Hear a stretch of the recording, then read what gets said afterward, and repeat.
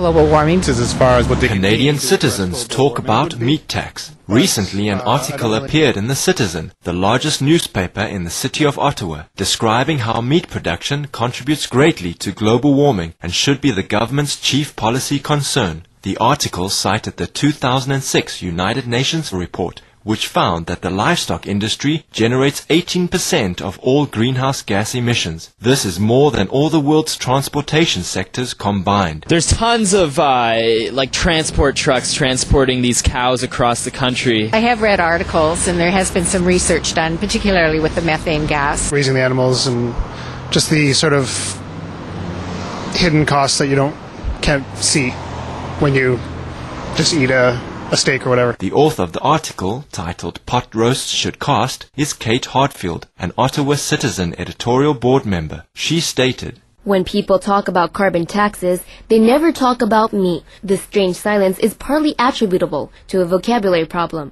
We talk about carbon dioxide so much we forget that it's not the only greenhouse gas or even the most dangerous one." Ms. Hartfield continues to explain. Livestock rearing does release carbon into the atmosphere, in particular through the raising of forests. Cattle need a lot of land and food, but that's nothing compared to the scary amounts of methane and nitrous oxide emitted by cattle herds and manure. A tax on meat would encourage people to shift toward a meat-free diet. Supreme Master Television's correspondent finds out what the people of Ottawa think about the meat tax concept and the greenhouse gas-reducing vegetarian-vegan diet. I think a vegetarian diet should be encouraged as well for health reasons, not only the environment, and achieve both goals at the same time. Well, I don't think necessarily a tax on meat is the way to go, per se, but perhaps making people more aware of their choices as far as what they can eat. As the author of the article noted, meaningful environmental policy means reordering our values. Perhaps those who are most ready to make lifestyle changes that ensure the sustainability of their long-term environment are citizens with children. There was an article a few weeks ago about the possibility of putting a tax on meat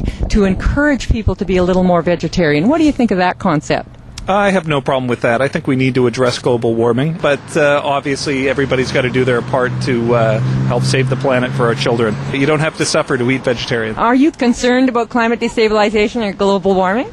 Yes, indeed. I'm very concerned. It's a big concern for a parent. Yes, and you've got a couple of young children? 3. The United Nations did a study a couple of years ago, and they linked meat production as a major contributor to global warming.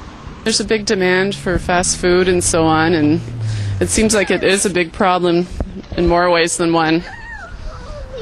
And health benefits as well, or health detriment, I should say. Are you a vegetarian? Yes.